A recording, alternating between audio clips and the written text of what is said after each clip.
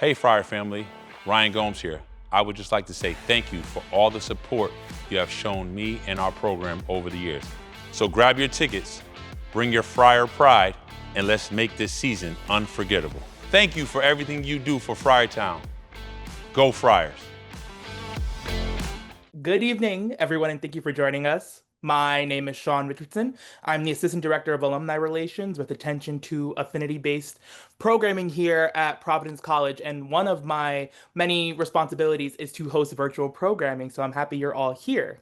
I'm thrilled to welcome you to this special virtual program featuring two exceptional Friars this evening. Fresh off his first win, we welcome men's basketball assistant coach Ryan Gomes, member of the class of 2005, alongside Billy Ritchie, host of the Friar podcast and member of the class 2014.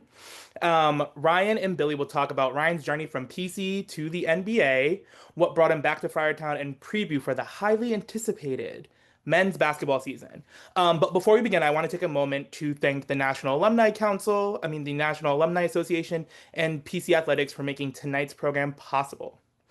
This is an exciting time for PC, both because of men's basketball, obviously, and because the college is in the midst of its largest fundraising endeavor ever. So, a $300 million campaign called Beyond Limits, with the goal of the campaign is to do just that, bring every single facet of the PC experience to another level. Athletics is an essential part of the campaign success, and every single gift counts toward our progress, whether to revenue sharing a specific team or through the Fund for Providence College. So, thank you again for your continued support of the Friars. And now I'll hand it over to Billy and Ryan to begin our program. Go Friars! Thank you, Sean. Friartown, on behalf of the over 50,000, I believe almost 60,000 alums worldwide, absolutely honored to be with you guys here tonight. And I'd like to thank Sean, Institutional Advancement, PC Athletics. There's a lot of people that work behind the scenes that make sure that events like this can happen. So I want to thank them. Also worked in the advancement office for 4 years, so I got to shout them out. And Friartown, whether you're currently making some macaroni and cheese after work or sipping a Friartown IPA, you're here for a reason, joining this Zoom at 7 o'clock in the middle of the work week, right? Because we know that being a PC alum is truly a one-on-one experience. And you know who also is one-on-one? The guy with me on this Zoom tonight, Ryan Gomes. And Ryan's not going to remember this, but back in middle school, I went to a PC game. And who signed my jersey after the game? Number 3 himself. Who knows if I'd even be on this Zoom tonight had Ryan not come up and personally signed the number 3 Friar jersey I was wearing. So Ryan's always been a hero of mine. It's been amazing to get to know him. He's a family man. He's obviously been extremely successful in both his, college, NBA, and coaching career. And we couldn't be more lucky to have him back in Friartown as an assistant coach after an over 10-year professional career, including 8 years in the NBA. And who could forget his All-American season, 2003-2004, where we ended the season number 21st in the country, went back to the NCAA tournament, and he left his shoes at center court. Ladies and gentlemen, super excited for this conversation tonight with the Friar all-time legend, Ryan Gomes. Ryan, what's going on? Thank you, Billy. Thank you, Sean. Thank you, Providence alum. Thank you to the college for having me be a part of what started it all for me and my endeavors in basketball and going on to be a great college player, and then on my way to being a pro and now being an assistant coach with the program. It all started in Friartown and in Providence, so I'm forever indebted to them for the success that I had, along with all the support that I had from everyone.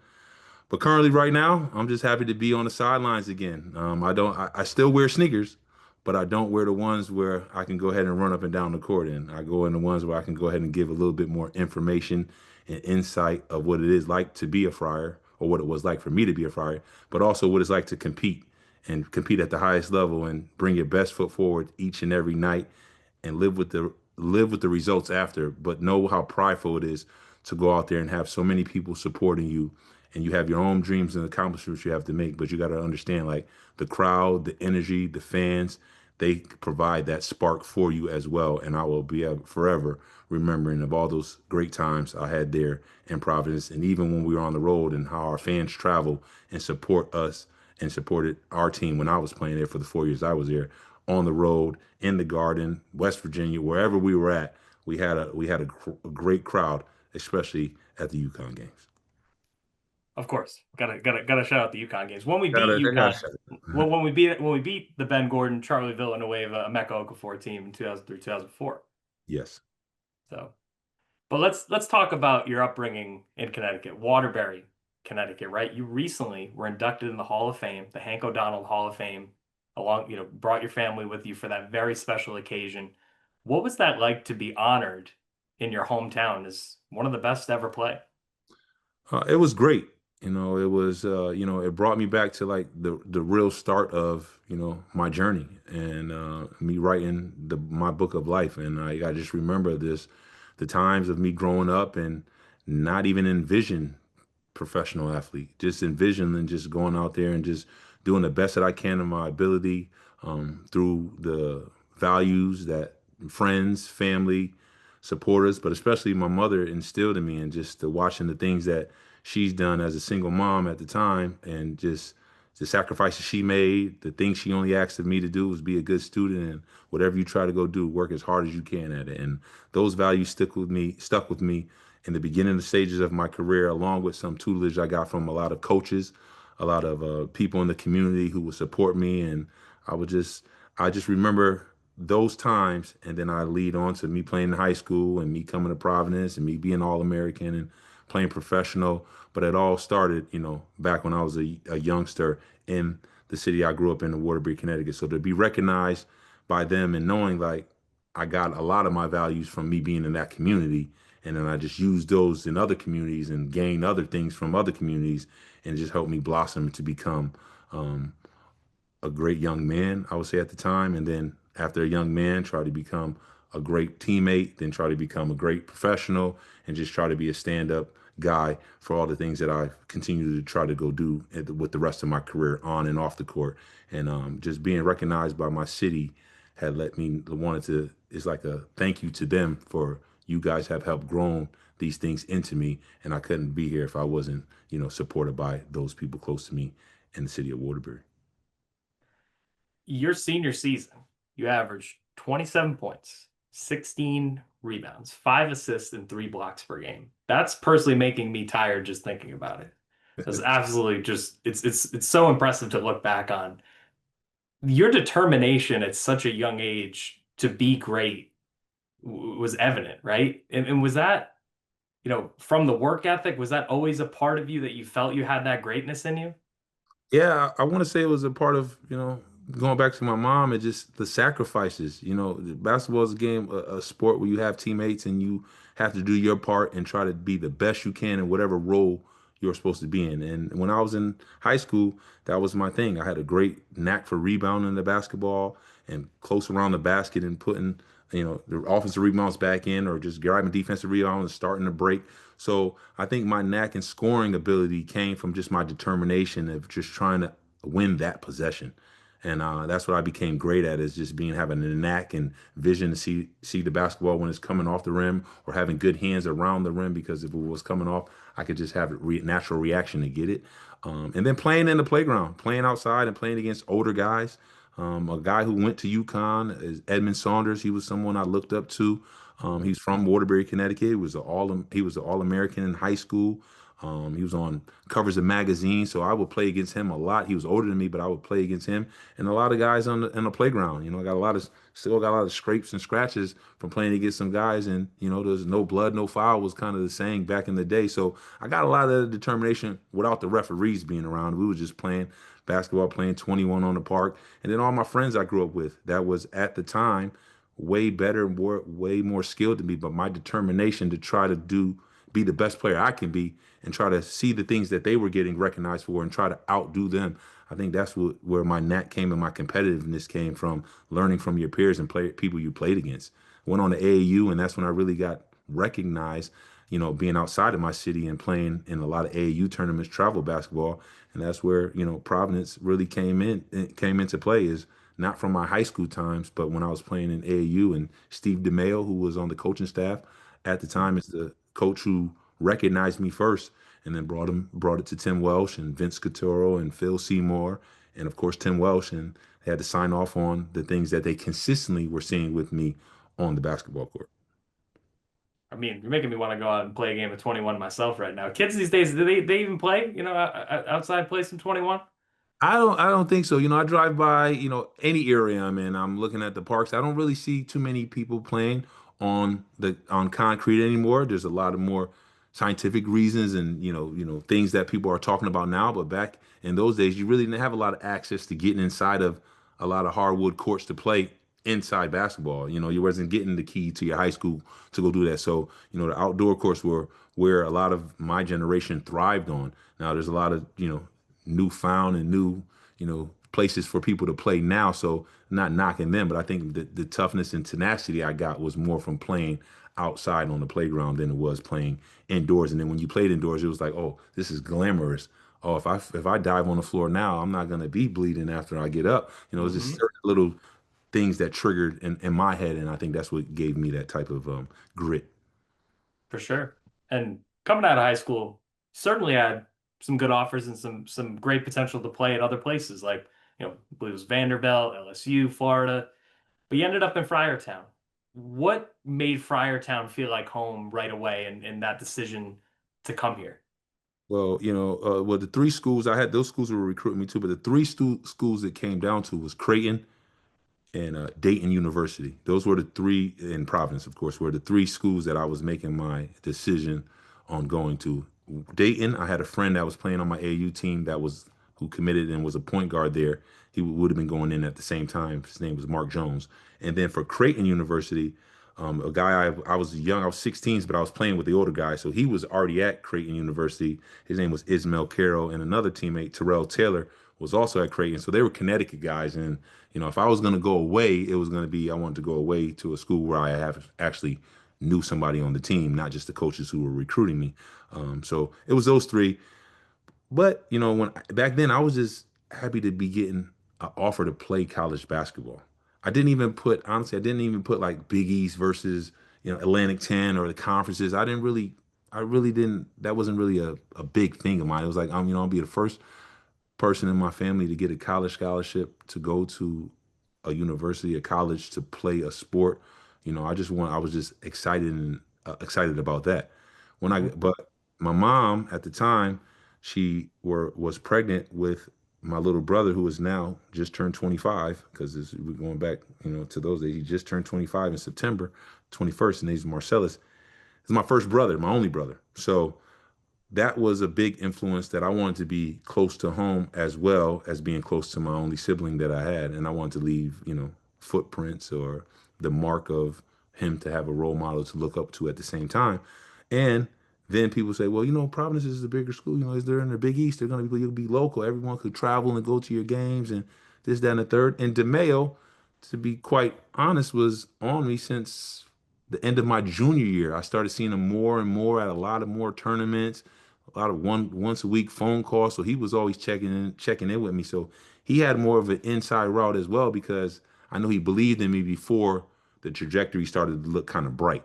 So then when Hmm. I come to Providence, people was all open arms. Rest in peace to Rob Sanders, who was another Connecticut guy that was on that team. So it was another local guy that I knew I played a little bit of AAU against that was there. Donnell Alec, rest in peace to him as well. He's from New Haven, who I knew as well before he attended Providence. So I had a little bit of friends there as well at Providence. But when I got on campus, man, and I started to play, because we got to remember the first 8 games, I really didn't get an opportunity to play because redshirt was kind of in my wheelhouse Hmm. because of the year before. Team went to the tournament, with Shabazz and all the guys they had on that team, Aaron Maxey. So I understand the guys returning, Marcus Douthis, Sheku Kaba, a lot of the returns, John Linehan, Abdul Mills, Rome Augustine, Leland Anderson, Chris Aaron, Maris Laska. There was kind of a logjam at the position that I was coming in to play at. So I understood that at the same time, but I felt like in practices I was doing really, really well.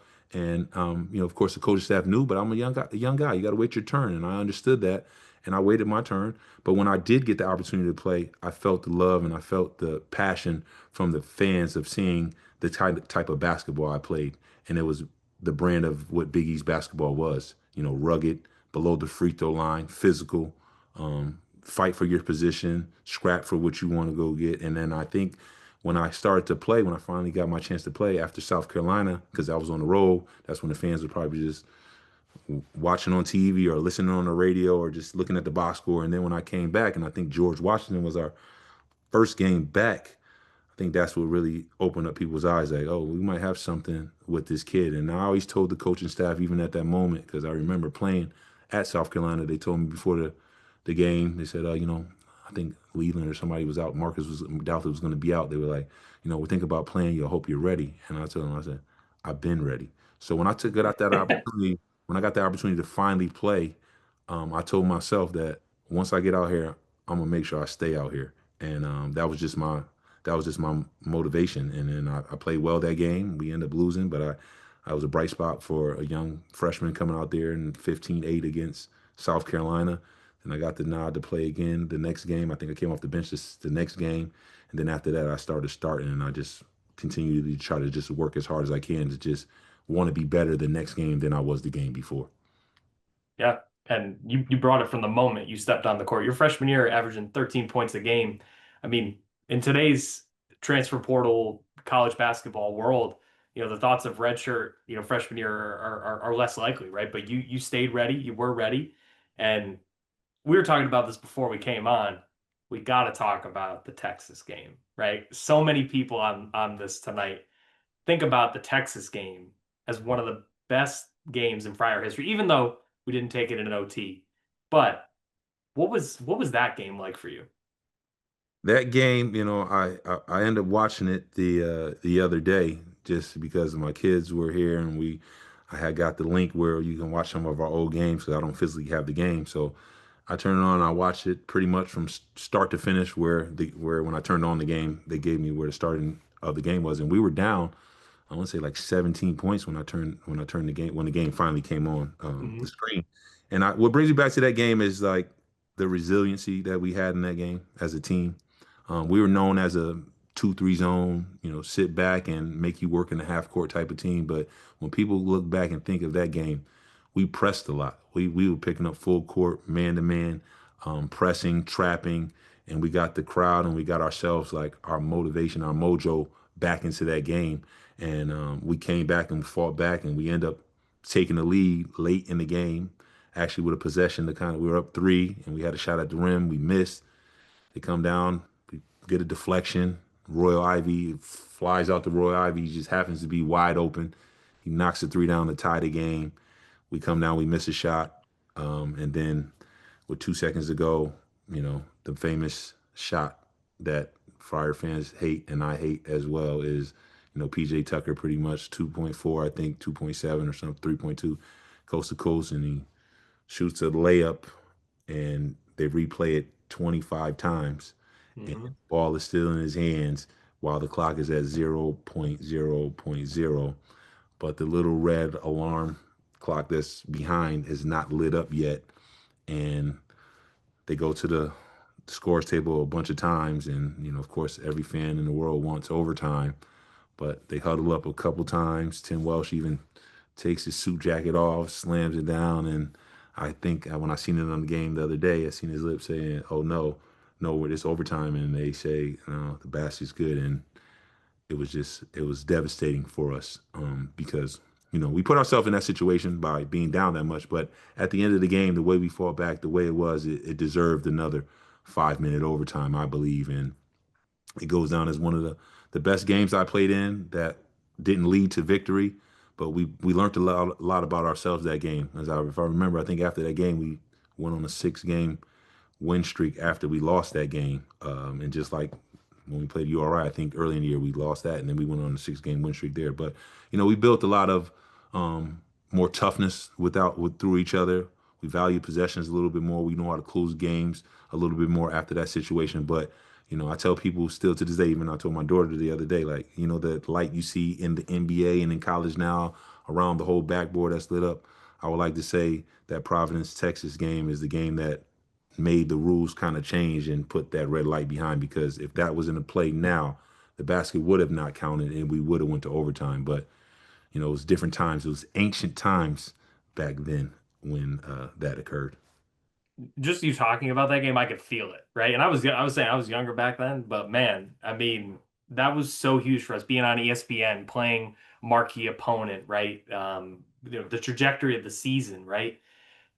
The 2003 2004 season was special in so many ways. It's just a microcosm of life, right? And what it means to be a Friar. How do you look back on that season? The ups and downs that you had, but certainly more ups than downs now, 20 years later. I look at it and then say, it was a pretty successful season for us. I would say it started the year before, though. Our last, I think, 6 games in that 2002-03 season, where Tim Welsh switched up the lineup and he went with the lineup that we had out there that game. Uh, was what kind of led us coming into my junior year, that 2003-2004 season, of this is the chance for us to go ahead and try to make some history and do something very, very special. And I think we came out with the right intentions to do that. I said about the URI game, that's always it's an in-state game. It's always gonna be a tough game, no matter how the rosters look. It's just the emotions of the game, and that was a game that I remember Dustin Halanga and Brian Woodward and those guys, they played very well. We played very well too, but they got us, and then we rebounded back, and then we went in Texas and we rebounded back. But that season was special. The only thing I think about that season is, towards the end of the year, we went on. I think we went into the tournament. I think we lost 3 in a row going into the tournament that year. So, we tried to pick it back up, but our mojo wasn't there at the end of the year. I think we had a chance to win the Big East regular season, get blown out by Pitt, physical team. And then we go to the tournament and we try to regroup. We like, okay, one game at a time. We could get. Hopefully, we were thinking our minds were set on getting at least to the Elite Eight that year. And Pacific, we played against Pacific, and I think, we were. I won't say we underestimated them, because we never underestimated opponent, but they came out and we got guys getting some early foul trouble, and they just kind of held the rope pretty much the whole game after that first 4 minutes, and we were kind of, even though the game was like back and forth, it was kind of like we was playing catch up kind of the whole game against Pacific. And we talk about it, me and Sheku and me and Donnie and me and Douthit. We talk about it sometimes when we get to talking, watching college basketball around, March Madness. We just talk about that chance we had if we win that game. We go play against Kansas, and we believe we was ready to go ahead and beat Kansas, and we were in St. Louis at the time, so it would have been even better if we would have played them at that moment and took them out. But you got to win the game that's in front of you, and we didn't accomplish that. But that season still is a remarkable season for us as alumni and guys who talk about the game, because we know it was a special year. We just we just wish we had maybe another half to play, and then we probably would have been talking a little bit more different. Love to be a fly on the wall for those conversations, especially with Sheku. Like he's hands down one of the funniest Friars of all time. He is, and he was one of the main firecrackers in our locker room at all times. No matter when guys he felt like was not playing up to their standard or not playing the way we need to play, he would call you out. And you need that in every locker room. You need a guy who is out there producing, or the guy who maybe is not and on the bench and giving you just the motivation you need to get more out of you, because he's seen you behind the scenes more than when the fans see you only in game times. We practice way more than we play. So, you need to have that leadership, not only from your coaches, but, you need to have players have a lot of ownership. And no matter if you're the best player or you're the worst, everyone has been there and can go ahead and find ways to motivate, you as a player. And he was that for everyone, not just myself. And we were that for him. And that's what makes a good team is, everyone being honest and knowing what the common goal is. And the common goal is to win that moment and win that game. Well said. And then after your Friar career, you started in the NBA. You were drafted by the Boston Celtics. What a poetic transition, right? From Friartown to up the road in Boston, right? And you got going in the NBA. What was it like to transition from the college game to NBA back then? I mean, it was tough. It was tough, because one thing about the NBA, they know what you did. You got drafted, and they know how you played in college. But I can remember Paul Pierce right now. saying this. Everybody, Al Jefferson and Kendrick were like, man, man, we watched your games a lot, man. You was killing down there in Providence, man. You was doing your thing. But you know what? This is not Providence. This is the pros. So, you got to go ahead and you got to earn your respect when you get to the NBA. I don't, if you're a number one pick, if you're the 50th pick or 58th pick now, because it took two picks off, it doesn't matter. The things you did the year before, you get recognized, but you have to do it against the new crop, the new breed of players that you're going against. And I had to earn my stripes, yes. And I tell people still to this day, people get selected on that day. A lot of people get drafted on draft day, but a lot of people might not make it out of summer league and be on the roster come October. So, Yeah. it doesn't stop when you just get drafted and you hear your name calls. It's exciting for your family. It's exciting for you. It's like you're getting graded on your report card or your exam. Like, yes, you did all the homework you need to do, but now there's a new test. Are you going to study and are you going to be prepared for the next time I have to grade you? So those are the things, it's hard living in the NBA and you have to learn things quickly in the NBA. The shot clock is different, the athleticism is different, the schemes are different. So it's a thinking game, not just what you can bring, attribute wise in your athleticism or your shot making or your dunking or no. You have to know who you're playing against, how they're playing you. It's a lot of studying you have to do. And there's not we talk about as coaches now, and with the Friars, it's more of a think game. We in the NBA, it's not a lot of practice time because there's 82 Mhm. games, so you don't have as much 4, 5, 6 days to prepare. You got that 1 month from September to October, and then now they moved the season up even more. Before it was around Halloween. Now the season starts the 17th. So that little 4 weeks you have to cram a lot of information and you have to be studying. And the way you study is watching a lot of film and identifying what players do, identifying what the teams do. So that was a big challenge for me. Just the fast pace of what's occurring. In Providence, like I said, I was one of the best players. So some of the plays ran through me, or some of the sets were long-winded, where you got to go through this, go through that, and then the action happens in the NBA. The first simple mistake you make, then somebody's coming at you, and if you don't have enough, determination, they'll keep doing it and keep doing it, and then next thing you know, you can't stop nobody, or you're not grasping the information quick enough. Then there's a sub coming, and you're sitting down. So those 4 years at Providence helped me navigate all that stuff because I've been through the ups and downs. I was, in the beginning, I had to watch for first 8 games and just study what we're doing offensively, what we're looking at, how does Linehan play in the pick and roll? How is Marcus Douthit when he's playing one-on-one defense? How can I use him to help us become better? Rob Sanders' athleticism, Sheku Kaba's shot making, like all those things, you have to navigate all those things while still trying to be yourself at the same time. So it was a very, very difficult, but I got an opportunity to play in Boston my rookie year. And, it was one of those things like in Providence. When I get my opportunity, I wanted to let Doc, I wanted to let Danny Ainge at the time, let them know that, there's someone I played 4 years and you could count on me and I could do some things to help this team, whether it's 10 minutes, 20 minutes, or end up starting like I did the second half of the season and being able to make second team all rookie for the Boston Celtics. It was just one of those things that your determination and your will, once you get the opportunity, your first impression is very huge. And I think in all those situations, my first impression to really play when the referees was out there, I made that impression very well. And then they trusted that I can be a successful basketball player.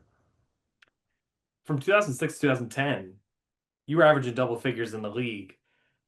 The business side of the game is something people forget, right? And you were obviously a part of a blockbuster trade. The Celtics were coming up with young talents such as yourself, Al Jefferson, Gerald Green, right? And then the trade happens, right? In the corporate world, my boss isn't going to call me, hey, you're getting traded to JP Morgan or you're getting traded to Citibank. It's a little bit different when you're playing in the league, right? What was that experience like going to Minnesota?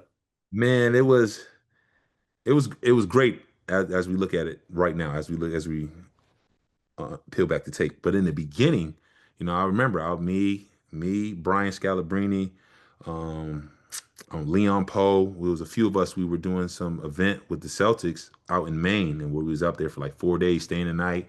We was working these camps. And I remember Scalabrine coming to me, Brian Scalabrine, who's Mhm. on TV now. He says, Yeah. "Gomes, man, we're about to make a trade, and we're about to get KG." He said, but don't worry about it. Me, we're not in it. He named all the other guys. He said, we're gonna be about to be playing with KG. I'm like, man, this is KG. I had posters on my wall when I was in high school of Duncan, KG, Antoine Walker. I had all these people that I was like idolizing. I'm like, oh man, I'm gonna get ready to play with Kevin Garnett. I'm like, this is amazing. 24 hours later, they say no. I said, I'm in a trade. I'm getting traded to Minnesota. I said, Scout, what were you talking about? He said I was going about to be playing with KG, but no, you're going to be playing with KG. I'm going to Minnesota. So I was a little bit, my first time being away from home. We go back to our story, Waterbury, Connecticut, Providence College on highway. I'm on the highway to get here, get to Boston. I'm only on the highway for all my family and friends to come see me and support me, and I could get back to them and my little brother. And then, I'm getting shipped off to Minnesota. First time I have to be away from home, which, that's the first sign of being in pros. You're on every team until someone else sees a trade or another team doesn't want you anymore. So, me, the good thing about it, I went with some guys that I played a year and a half with already, with Al Jefferson, Sebastian Telfair, Theo Ratliff was on that team with us as well, and Gerald Green, who was my draft mate, who we both got drafted in the same year in 2005. So going to Minnesota, it was like, okay, you know, I'm always gonna tell my kids. I told them too. When I had my daughter in 2008, I said, I'm always gonna tell her I was traded for Kevin Garnett, one of the best players of all time. I'm not gonna include you guys though, but I'm gonna let them know I was traded for Kevin Garnett. So that was always my claim to fame with that. But going to Minnesota, it was good. It was good for another jump start for my career, being another environment, show what type of player I am, and show what type of player we are. We went. It was pretty much one player for five players, so they're getting a whole new roster in Minnesota. So it was time for us to kind of step up and show the NBA and the city of Minnesota, you know, what they have to look for. So in those 3 years, which was some of my best statistical years playing there, and I played for some great coaches in that situation. Randy Whitman, rest in peace, he passed away. Kevin McHale was a coach there.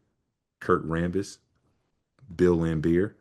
There was a lot of coaches that I played for that gave me a lot of knowledge and tutelage in those times at Minnesota. But it is part of the business and it happens very frequently, even more in today's day and age. And just look at the current stage we're in now. Like, I was a young player who was a second round pick that got drafted and got traded for a Hall of Famer.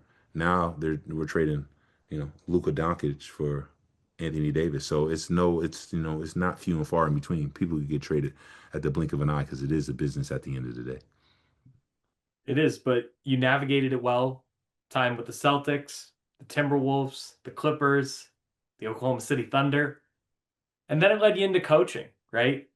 Yeah. And what a small world in the Friar universe that your first gig with the NBA D League team of the Oklahoma City Thunder, or actually when you were with the Long Island Nets with Donnie McGrath, fellow Friar, like who would have ever guessed, right? I know. I mean, that was one of the craziest situations that I ever thought of. Like my first coaching job with the Long Island Nets. After maybe 6 games, Donnie leaves from overseas. I think he was playing in Greece at the time, and he texts me. He texts me and tells me like, hey man, Long Island's like they're looking at me, thinking about coming over there and playing for you guys because from New York. I'm like, yeah, of course. He said, man, I said, if you come here, how crazy is it going to be that I'm going to be coaching you? We was just on the court, 8 years ago, whatever, 8 9 years ago. And now my first coaching job, I'm coaching a point guard, my point guard that was with me at Providence. So it was, the Nets asked me about him. I said, yes, don't think about nothing. Go get Donnie McGrath. So he was part of that team. We won some games together. We was on road trips a lot together. So I cherish that time with Donnie. He's still a dear, dear friend of mine that we communicate frequently as we speak. So it was just crazy though that my first coaching job, I was coaching a player that I played with. Divine Providence. Yeah, exactly. Let's talk about your transition back here. So excited, obviously, to have you back home. What's your relationship like with Kim and the staff? What has it been like transitioning back now as an assistant coach? Oh man, it's been wonderful. It's been open arms, learning a lot.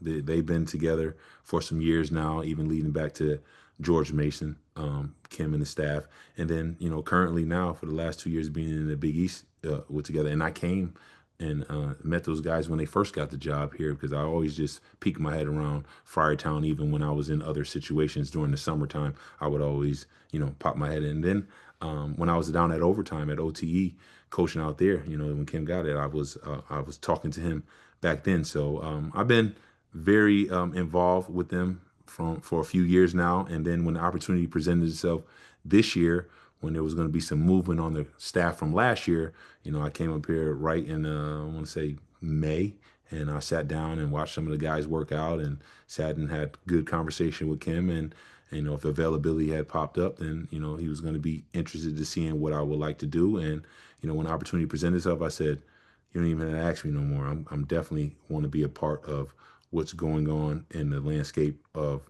my alma mater, and being back with the Friars it was a no-brainer for me to come back here and pour into these guys, learn from the staff that's here, and then also give some of my insight of what I've learned since I've been removed from the situation in college basketball, and what I've learned and what the pro model is, and what these guys are looking at, and what better way is to be here and try to give that knowledge that I learned from a player to an assistant to a G League coach, to a player development coach, and bring it back to here to Friartown. So it's been wonderful being here with the staff, and it's even been more wonderful to say, my first assistant coaching job in Providence as a coach was in Providence, and we won the first game when I was on assistant coach with the Friars. Want to know, Oh, baby? Great win. yes, yes. And then the guys, we're gonna go to the Q&A. We'll do a little rapid fire Q&A to end. We have 5 minutes left, but the guys know you could still get out there and take them one on one, right? Oh, do they know? Yes, they know. I have to remind them all the time, but I give a little grace, to them sometimes. I don't want to, I don't want to do too much, but the insight, like I said, the film, the ways that they see the game faster, because these new age kids now, they have more fast twitch muscles than we had back in the day, but just still knowing the angles and knowing how to make the game and see the game and evolve with the game for me, but also involve and give them the structure part of it, because you can't tell someone how high to jump or when to jump, but you can show them just the avenues of how to be a little bit more efficient in the things that we're doing. And I think that our coaching staff is doing a wonderful job with that, and taking high quality shots and finding easy avenues for them guys to navigate the situation that might present themselves at any given moment. All right, let's go to a couple questions to round it out. First one is, what is one of your favorite things about the city of Providence, the Renaissance city, of course, and how do you utilize your connection to Providence to help the younger guys? One of my favorite thing is all the Italian food that I can get up there on Federal Hill. That's one of my favorite things about Providence. I never went without a great meal since I've been in Providence, even back in my days when Tim Welsh was there. And now we just, I know I said Italian, but we're at Capitol Grill. Like, I don't even know how many times I've been there so far since I've been on staff. And then with the younger guys, just give them the information that they need to try to be successful. They ask me all the questions of the things I've done as a player, the people that I know, the players that they look up to. Watching a lot of film and showing them the ways that they might not be thinking is very valuable, in how the outside world looks at the game. Now, me being in the coach's seat is different than me being in the player seat. Everyone's has been a lot of stat driven. Players are very, but it's the quality of getting the right thing out of the possession is very valuable with the people who are you trying to go play and being professional. Yes, it's about putting the ball in the basket, but it's about, if you're out there with four other great players, do you still know how to navigate and make everything look the same and not just look like it's for you as an individual? And I think being a team player is the number one thing that guys have to understand, and being able to know all positions on the floor and what everyone needs to be doing in those positions. What was the first game you went back and watched when you could? Was it the Texas game, or were there any other games you've watched? The first game I went and watched was the URI game. I don't know. It was the first one that was like watch now. So I clicked on that one when we played URI there at the Ryan Center that same year in 2003, 2004 season. And then the next game was Texas. Cool. Have you played any of the staff in one-on-one? Have I played any of the staff one on one?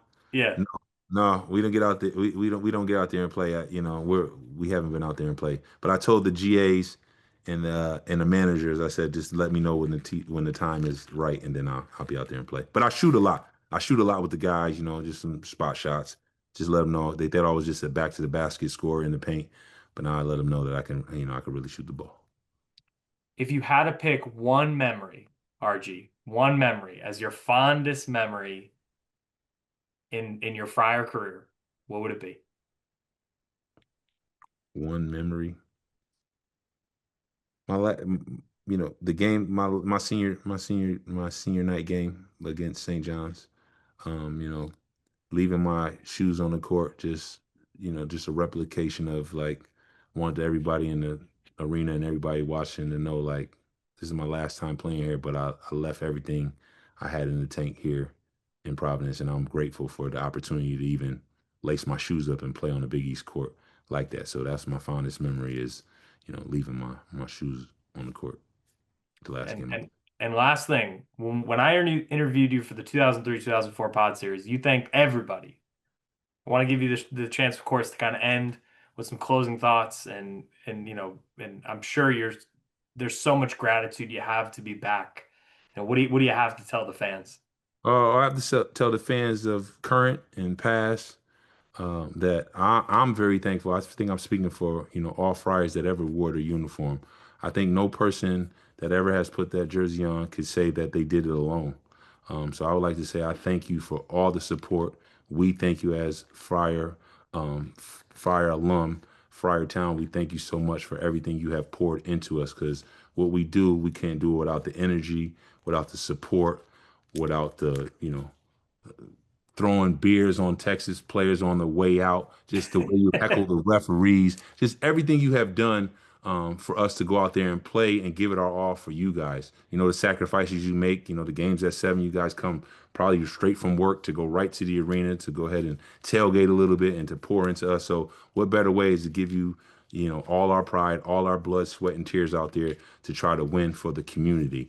We thank you. We always want to have your support. I know we're talking about we were 1-0. We won at home at the Imp, our last game. We're on Saturday at Mohegan Sun. We would love to see you guys down there in your Friar gear, supporting, giving us all the love and support so we can go out and handle business on a neutral site. But it's really like a home game for us because you guys are right up the road from there. And then in our new day and age with NIL, in order for these things to keep going and keep going in the right direction, we need everyone's support and its best way possible. And so we could keep building more and more and more memories and hopefully bring a national championship to Friartown. So all the support, I thank you. All the classes that I've been a part of, I'm sure they thank you. I'm here speaking for them because we could have not done this without your support and your leadership from all the people in the higher ups as well. So go Friars as always. Has always been there. I have a tattoo of the Friar logo on my arm because I just want to let the people know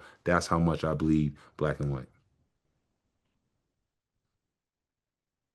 What a perfect way to conclude our evening here. Um, I know everyone's at home and virtual, but wherever you are, give a round of applause for Billy and Ryan. That was such an amazing conversation. And I also would like to add as well, this session has been recorded. So if anyone missed it and would like to watch it, it'll be available on our Friar Ties virtual programming site. So, with that, everyone, have a good night and go Friars. Go Friars. Go Friars. Bye, everyone.